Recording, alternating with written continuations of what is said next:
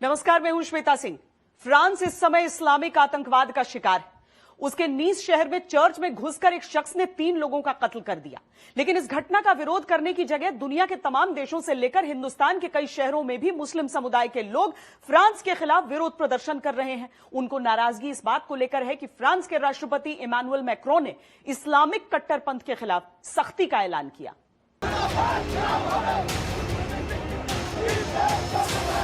धर्म का उन्माद जब सिर चढ़कर बोलता है तो लोगों का मंजर सड़कों पर ऐसे ही उमड़ता है। एक तस्वीर पर फ्रांस के नीस शहर में शुक्रवार की सुबह लहूलुहान हो गई। लेकिन ये आक्रोश, ये विरोध उस कट्टरपंथ के खिलाफ नहीं है जिसमें चर्च में घुसकर 3 लोगों को गला रेत कर मार डाला गया, बल्कि ये तेवर भरा प्रदर्शन पैगंबर साहब की एक तस्वीर को लेकर है।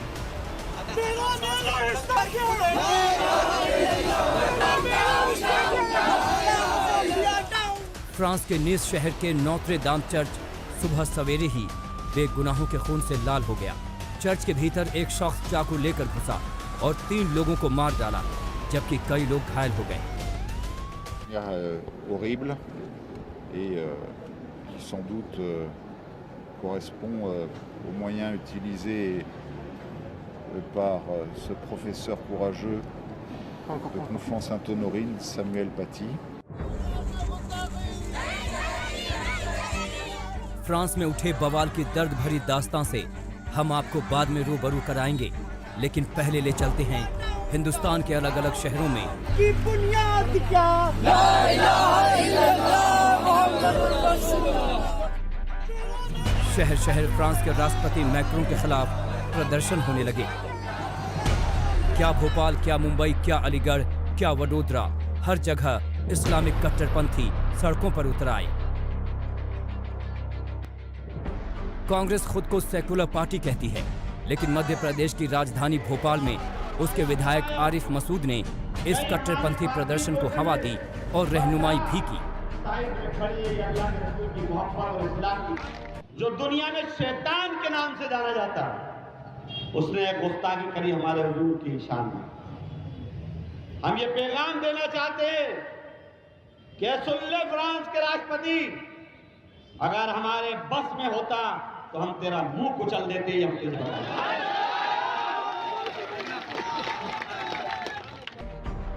फ्रांस के नीस शहर में बेगुनाहों का खून बहा, लेकिन इस्लाम के नाम पर लोगों का आक्रोश और पैगंबर मोहम्मद पर की गई टिप्पणी के खिलाफ प्रदर्शन हुआ। भोपाल में लोगों ने फ्रांस के राष्ट्रपति के खिलाफ जमकर नारेबाजी की।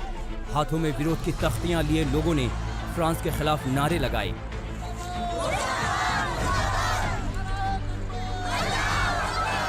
मुसलमान समाज की मांग है कि जो वहाँ पे हो रहा है फ्रांस में, उसको लेकर के उन्हें राष्ट्रपति को, मैक्रों को माफ़ी मांगनी चाहिए। और इसके साथ ही भारत सरकार से भी मांग की है कि यदि मुनासिब हो तो जो फ्रेंच प्रोडक्ट्स हैं, अगर वो भारत में आ रहे हैं तो उस पर प्रतिबंध लगना चाहिए। ये इन तमाम लोगों की मांग है।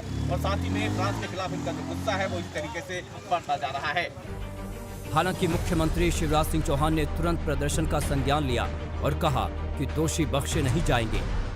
भोपाल के कांग्रेस के विधायक आरिफ मसूद के द्वारा फ्रांस के खिलाफ रैली का आयोजन करना, प्रदर्शन करना, यानी शुद्ध तौर पर आप आतंकवाद का समर्थन कर रहे हैं। हमारी आस्था, हमारे मजहबी, हमारे नबी के ऊपर टिप्पणी हुई है, ये हमें दुख पहुंचा, तो इनको उसका लिहाज करना था और इनको ये कहना चाहिए था। हाँ, ये बात सच है कि हम आतंकवाद के कल भी खिलाफ थे, आज भी खिलाफ हैं, लेकिन इससे ये मतलब नहीं कि किसी के धर्म के गुरु के बारे में या नबी के बारे में गुस्ताखी की जाए। ये इजाजत किसी को नहीं दी जाती। भाई, जो राष्ट्र है, अगर वहाँ आतंकवादी गतिविधि होगी तो वहाँ का देश कानून बनाएगा अपने देश की रक्षा के लिए। और आतंकवादी कौन होता है? क्यों यही वर्ग होता है? और जब ये वर्ग होगा, और जहाँ जहाँ भी ये वर्ग है, ये विधर्मियों को सब जगह दंड मिल रहा है। क्यों चीन में ये नहीं उचक पाते? जो चीन कहता है, वहाँ जो नियम बनाते हैं, इनको वहाँ चलना पड़ता है। भोपाल के बाद मुंबई चलिए। किसी देश के राष्ट्रपति के लिए न्यूनतम गरिमा को भी लोग भूल गए। मुंबई में भिंडी बाजार से लेकर नागपाड़ा इलाके तक सड़कों पर फ्रांस के राष्ट्रपति की फोटो लगा दी गई और उनको रौंदा जाने लगा। इमैनुअल मैक्रों है, उनकी तस्वीरें यहाँ पर लगाई गई है और उनके ऊपर से लोग जा रहे हैं। और आपको बता दें, ये जिस इलाके में हम मौजूद है, ये जो नागपाड़ा भिंडी बाजार का इलाका है, यहाँ पर जितनी पूरी तमाम सड़कें हैं वहाँ पर इस तरीके के फोटोज लगाए गए हैं। फ्रांस सरकार और राष्ट्रपति की इस बेइज्जती पर बीजेपी ने महाराष्ट्र सरकार को कटघरे में खड़ा किया कि उसके राज में ये क्या चल रहा है। हमारे देश के अंदर जो जयचंद है वो हमेशा ही अपने चंद वोटों सिंहासन के फायदा के लिए हमने दूसरों का साथ दिया है। आज ये बैठ के फ्रांस के आतंकवादियों का साथ दे रहे हैं क्योंकि उनको लगता है उससे ये मध्य प्रदेश में और बिहार में चंद वोट पा जाएंगे। उससे वोट नहीं मिलेगा साहब, उससे ये देश फिर टूटेगा। यही होगा। इस्लाम की बुनियाद क्या? उत्तर प्रदेश के अलीगढ़ में अलीगढ़ मुस्लिम यूनिवर्सिटी के छात्रों ने फ्रांसीसी राष्ट्रपति इमानुएल मैक्रों के बयान के खिलाफ प्रदर्शन किया। हाथों में पोस्टर बैनर लेकर छात्र सड़कों पर उतर आए। पूरी दुनिया के अंदर जितने भी मुस्लिम ममालिक हैं सब उनके जितने भी चीज़ें हैं सबको बाइकाट करें और ये बताएं कि जब भी इस्लाम पे कोई आंच आएगी तो हम लोग सब मिलकर तमाम इस्लाम वाले इसका बाइकाट करेंगे। अलीगढ़ के देवबंद में भी ऐसे ही प्रदर्शन हुए और वहां से भी ऐसे ही फ्रांस के खिलाफ मरने मारने पर उतारू होने वाली सोच सामने आई। हम आलम इस्लाम और हिंदुस्तान के मुसलमानों से ये अपील भी करते हैं कि फ्रांस की जितनी भी मसनूआत हैं उन तमाम ही मसनूआत का आलम इस्लाम भी और हिंदुस्तान के तमाम ही मुसलमान बाइकाट करें और उससे अपना रिश्ता और ताल्लुक खत्म करें। गुजरात के वडोदरा में भी मैक्रों की तस्वीरों को कुचलते हुए लोगों ने विरोध जताया। मुंबई से सौरभ वक्तानिया के साथ रविशपाल सिंह, भोपाल आज तक। मामला फ्रांस का है, लेकिन मजहब के नाम पर हिंदुस्तान में कई लोग फ्रांस सरकार के खिलाफ खड़े हो गए। लेकिन क्या है भारत सरकार का रुख? इस मामले पर केंद्रीय कानून मंत्री रविशंकर प्रसाद से बात की मेरी सहयोगी अंजना कश्यप ने। बात तनाव की थी सर, तो उस मुद्दे पर भी आते हैं जहां पर फ्रांस के राष्ट्रपति के खिलाफ कई शहरों में भारी भीड़ उमड़ रही है। मुस्लिम समुदाय के लोग विरोध प्रदर्शन कर रहे हैं इमानुएल मैक्रोन का और बहुत भीड़ पहुंच रही है। एक अच्छा रिश्ता हमारा फ्रांस के साथ है और ये तस्वीरें जो देश से निकल रही हैं इस पर सरकार की क्या सोच है, क्योंकि एक जो जबरदस्त गुस्सा अलीगढ़, भोपाल, मुंबई सड़कों पर उनकी तस्वीर लगा दी गई है नीचे, बहुत ज्यादा विरोध हो रहा है। इस पर सरकार क्या सोच रही है? देखिए, पहली बात है कल प्रधानमंत्री ने ट्वीट करके कहा है कि जो फ्रांस में आतंकवादी घटनाएं हुई वो गलत हैं और भारत फ्रांस के साथ है। और जो मैक्रोन के खिलाफ जिस तरह की अस्तरहीन टिप्पणी कुछ विदेशी नेताओं ने की है, हमने उसको भी भर्त्सना किया है। तो ये हमारा स्टैंड बहुत साफ है। और देखिए, पहले एक बड़ा सवाल सोचना पड़ेगा अंजना जी कि फ्रांस की ये घटना आतंकवाद की घटना है कि नहीं। जो नीस के चर्च में मारा गया, आपको याद है 2 साल पहले एक आतंकवादी ट्रक लेके घुस गया था, लगभग 80 लोग मारे गए थे, आप लोगों ने दिखाया था। तो आतंकवाद के खिलाफ देश को एक होना पड़ेगा। हाँ, किसी की रिलीजियस भावनाओं का असम्मान नहीं होना चाहिए, लेकिन कई लोग रिलीजन की आड़ में आतंकवाद करते हैं कि नहीं, ये आप भी जानती हैं। आप आईटी एंड टेलीकॉम मंत्री हैं सर, इसीलिए अगला सवाल पूछ रही हूँ, क्योंकि कई राष्ट्राध्यक्ष हैं जो बहुत ही मतलब ऐसी बातें सोशल मीडिया पर लिख रहे हैं उन्माद फैलाने वाली। एक एक करके अगर हम लोग नाम लें तो 2-3 की लिस्ट बन जाएगी, टर्की से लेकर इसमें सवाल यह है कि इसको कैसे नियंत्रित किया जाए, इस पर आपकी क्या सोच है? क्योंकि हमारी सोच बहुत स्पष्ट है। हाँ। कि सोशल मीडिया के चलाने वालों को ये सोचना पड़ेगा कि क्या अपने सोशल मीडिया का प्रयोग वो कुछ देश के नेताओं के द्वारा खुलेआम मारने की धमकी को प्रोपोगेट करने के लिए अनुमति देंगे। भारत में तो उनकी बड़ी सख्ती चलती है, ये हेट स्पीच पर कार्रवाई करते हैं, ये हेट स्पीच पर कार्रवाई करते हैं। ठीक है, ये आपकी सोच है, लेकिन अगर कोई देश के नेता खुलेआम मारने की धमकी दें, उन्होंने क्या किया? अकाउंट क्यों नहीं बंद किया?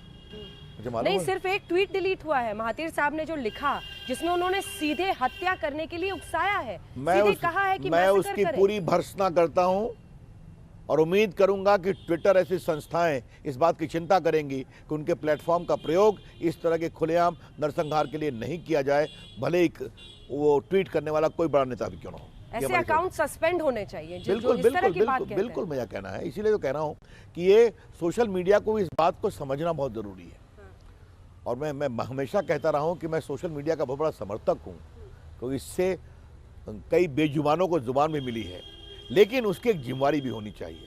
और ऐसे ट्वीट का तो कोई स्कोप नहीं हो सकता जो खुलेआम नरसंहार की वकालत करे और प्रोत्साहित करे।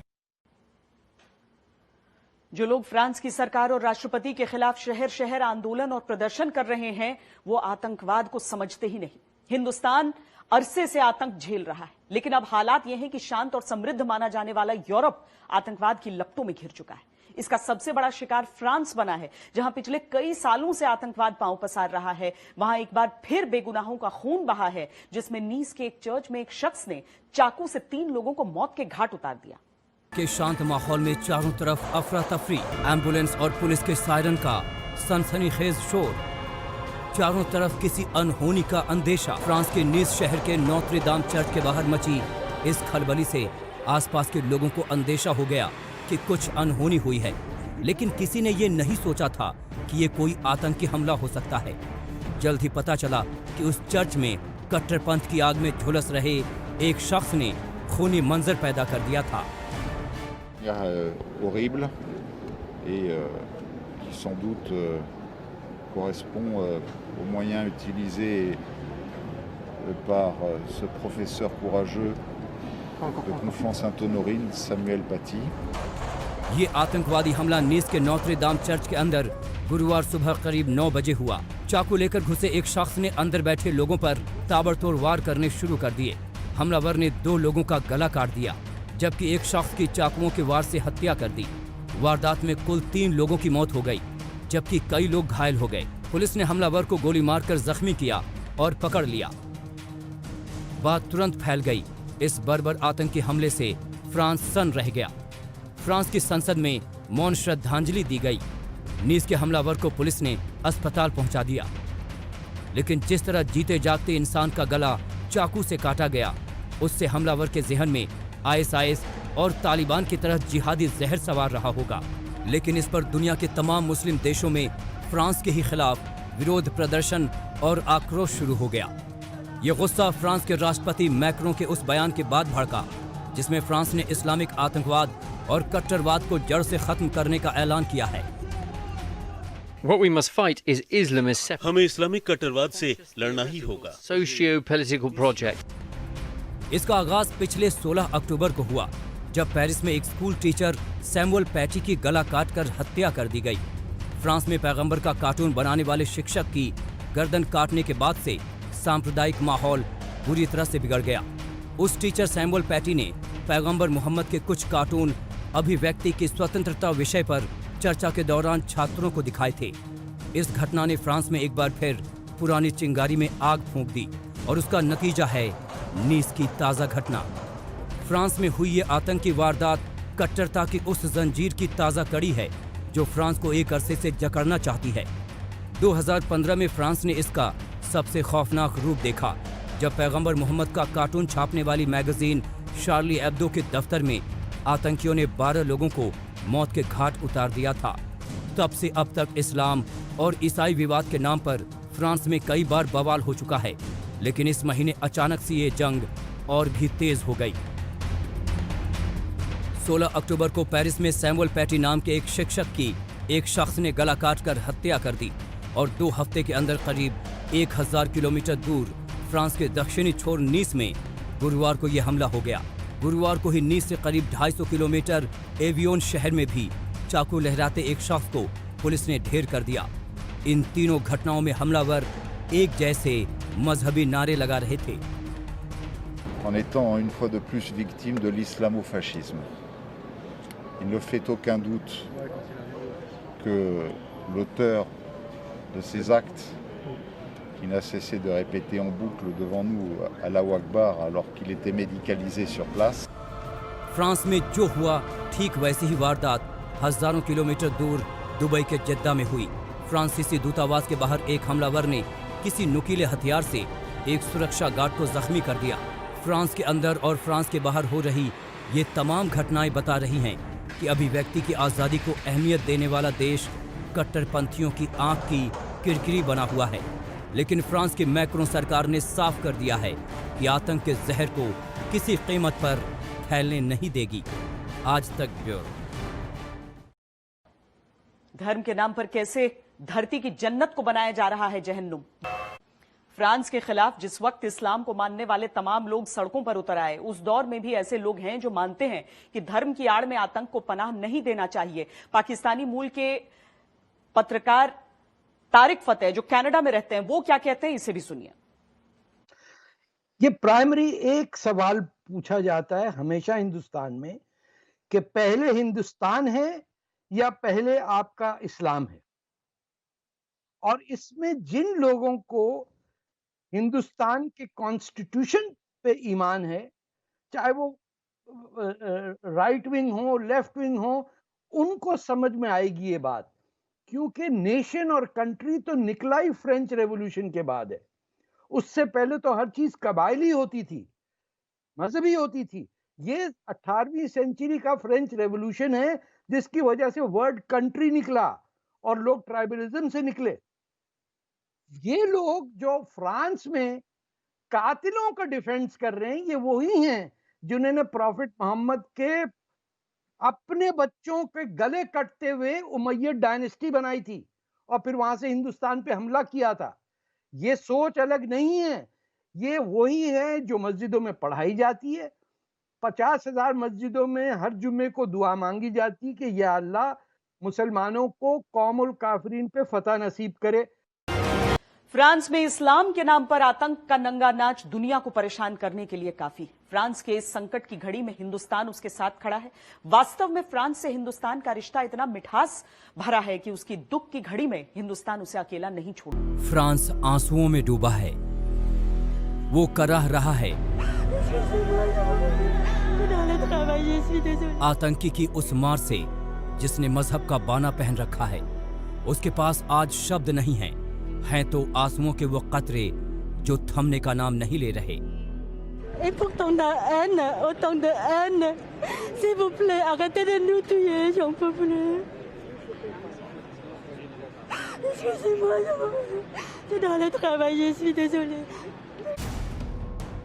गुरुवार की शाम नीस के नोत्रे दाम चर्च में जो कुछ हुआ, उसने फ्रांस के उस धर्मनिरपेक्ष मूल्य पर हमला बोला है जिसके लिए वो देश जीता रहा है।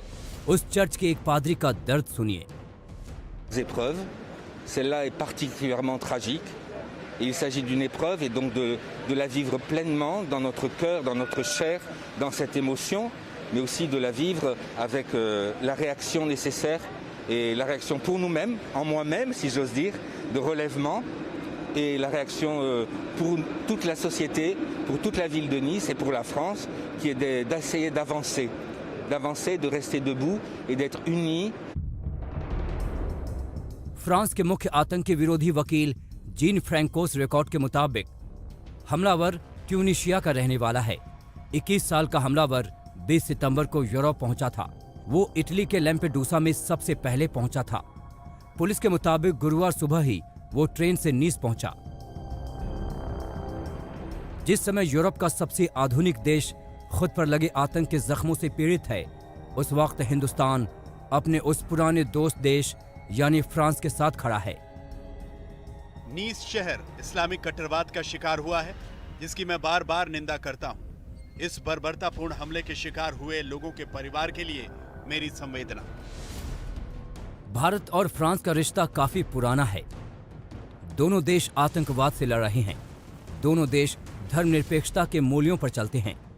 दोनों चीन के खिलाफ एकजुट हैं और यूरोपीय देशों में भारत अपनी पैठ बनाने में जुटा है। इनके रिश्तों को ऐसे समझिए कि 1998 में जब पोखरण परमाणु परीक्षण हुआ तो फ्रांस ने भारत का समर्थन किया था। 1982 में जब अमेरिका ने तारापुर परमाणु प्लांट के लिए यूरेनियम सप्लाई रोक दी, तब फ्रांस ने मदद का हाथ बढ़ाया था। भारत और फ्रांस के अंतरिक्ष कार्यक्रमों में भी साझेदारी है। भारत ने लड़ाकू विमान राफेल को फ्रांस से ही खरीदा है। पिछले साल दोनों देशों के बीच करीब 11.59 बिलियन यूरो का कारोबार हुआ। इसलिए भारत सरकार ही नहीं बल्कि हिंदुस्तान की राजनीति आज फ्रांस के साथ खड़ी दिखती है। पाकिस्तान या टर्की से या किसी भी देश से शिक्षा की आवश्यकता नहीं है कि ऐसे संदर्भ में क्या कहना है और क्या भाषा का उपयोग करना है। वो तो कोई भी समझदार व्यक्ति उसको स्वीकार नहीं कर सकता है और भारत क्यों करे। और भारत ने इसमें जो कहा वो सही है कि हम ऐसी हिंसा का विरोध करते हैं और ऐसी हिंसा से पूरे विश्व में बहुत इसके जो है गंदे परिणाम देखने को मिलेंगे। वैसे प्रधानमंत्री नरेंद्र मोदी की तरह ही विदेश मंत्रालय ने भी आतंकवाद का विरोध किया और फ्रांस से सहानुभूति दिखाई। आतंकवाद को किसी भी वजह से और किसी भी परिस्थिति में सही नहीं ठहराया जा सकता। भारत राष्ट्रपति इमानुएल मैक्रों पर अस्वीकार्य भाषा में किए गए व्यक्तिगत हमलों की कड़ी निंदा करता है। विदेश मंत्रालय के बयान पर भारत में फ्रांस के राजदूत इमैनुअल लेनिन ने ट्वीट कर शुक्रिया अदा किया। आखिर ये जंग आतंकवाद के खिलाफ जो ठहरा। आज तक ब्यूरो। भारत का रुख साफ है, आतंक को किसी भी कीमत पर बर्दाश्त नहीं किया जाएगा, चाहे वो दुनिया के किसी भी कोने में क्यों ना हो। इस मामले में केंद्रीय मंत्री मुख्तार अब्बास नकवी ने आज तक से कहा कि आतंकवाद से राष्ट्रवाद को कुचला नहीं जा सकता। सर, जिस तरीके से जम्मू कश्मीर में आतंकी इतनी बड़ी घटना को अंजाम दे रहे हैं, साजिश सीधे सीमा के उस पार से इसमें एक बात आपको समझना होगा कि आतंकवाद से राष्ट्रवाद को कभी कुचला नहीं जा सकता और अराजकता और उद्दंडता से अमन को कभी ख़त्म नहीं किया जा सकता। और जो ताकतें जो कायराना हरकतें कर रही हैं वो निश्चित तौर से हताश और निराश हैं। उनको इस बात का एहसास है कि उनकी तमाम कोशिशों के बावजूद, तमाम षड्यंत्रों के बावजूद, तमाम साजिशों के बावजूद लोग जो है वो इनकी बातों को सुनने को तैयार नहीं है। और इसलिए क्योंकि भारतीय जनता पार्टी एक राष्ट्रवादी पार्टी है, समाज के सभी व समावेशी सोच के साथ काम कर रही है, समाज के सभी वर्ग उसके साथ जुड़ रहे हैं, तो एक दहशत, एक भय का माहौल पैदा करने की कोशिश है, ये कुछ दिनों से चल रही है, लेकिन इसमें सफल नहीं होंगे वो। पुलिस की तरफ से कहना है कि सीमा पार यानी पाकिस्तान की तरफ से ऐसी घटना को उनके इशारे पर अंजाम आतंकी दे रहे हैं, आतंकी सफल नहीं हो रहे हैं इस वजह से। ये बिल्कुल सच है। जो सीमा पार से, क्योंकि वहाँ तो आतंकी एक फैक्ट्री है जहाँ से हर दिन आतंकवादियों का उत्पादन होता है और कहीं ना कहीं पूरी दुनिया में अशांति हो, पूरी दुनिया के अमन और चैन को नुकसान पहुँचे, उसकी कोशिश होती है, लेकिन इसमें सफल नहीं होंगे। बीजेपी का क्या स्टैंड होगा, क्योंकि सुरक्षा की बात की जा रही है कि जो नेता वहाँ पर हैं उनको सुरक्षा अगर मिलती है तो किसी भी तरीके की एजेंसियाँ हैं, जो सरकार है वो समय समय पर जहाँ सुरक्षा की ज़रूरत है करती है, लेकिन उससे भी महत्वपूर्ण है कि जुनून और जज्बा और जो अहद है इन आतंकवादियों का, इन अलगाववादियों के खात्मे का, वो कमज़ोर नहीं होने वाला है। कट्टरपंथ, आतंकवाद और अलगाववाद की आग में हिंदुस्तान का ताज कहा जाने वाला कश्मीर कई दशकों से झुलस रहा है। कश्मीर घाटी में चुन चुन कर बीजेपी नेताओं को निशाना बनाया जा रहा है और यह सब उस पाकिस्तान के इशारे पर हो रहा है जिसने पुलवामा आतंकी हमले में अपना हाथ होने की बात कबूल। पुलवामा के आतंकी हमले में अपना हाथ कबूल किया। उसी दिन रात 8:30 बजे जम्मू कश्मीर के काजीकुंड में आतंकियों ने बीजेपी के 3 नेताओं की हत्या का खूनी खेल खेला। यही नहीं, पाकिस्तान से चलने वाली कश्मीर फाइट नाम की वेबसाइट पर इसकी जिम्मेदारी भी ली गई। इससे साफ हो गया कि पाकिस्तान की शह पर घाटी में एक और आतंकी वारदात को अंजाम दिया गया है। तो ये पाकिस्तान स्पॉन्सर टेररिज्म है और ये पाकिस्तान से कश्मीर फाइट को चला जाता है वेबसाइट पर, उन्होंने क्लेम भी किया है। ऑब्वियसली ये प्रूव होता है कि पाकिस्तान के सारे पर किलिंग हुई है। बीजेपी युवा मोर्चा के जनरल सेक्रेटरी फिदा हुसैन और उनके 2 सहयोगियों उमर राशिद बेग और उमर रमजान पर 3 आतंकियों ने उस वक्त गोलियों की बौछार की जब वो अपनी कार में बैठे थे। तीनों आतंकी हमले के बाद फरार हो गए। वहीं घायल नेताओं को अस्पताल ले जाया गया, लेकिन रास्ते में ही उन्होंने दम तोड़ दिया। कश्मीर में कई दशकों से नफरत और आतंक फैलाने वाले कट्टरपंथी पाकिस्तान की शह पर चुन चुन कर बीजेपी नेताओं को निशाना बना रहे हैं। प्रधानमंत्री नरेंद्र मोदी ने आतंकी हमले की निंदा की है। उन्होंने ट्वीट किया, मैं अपने 3 युवा कार्यकर्ताओं की हत्या की निंदा करता हूं। वो होनहार युवक थे जो जम्मू कश्मीर में बेहतरीन काम कर रहे थे।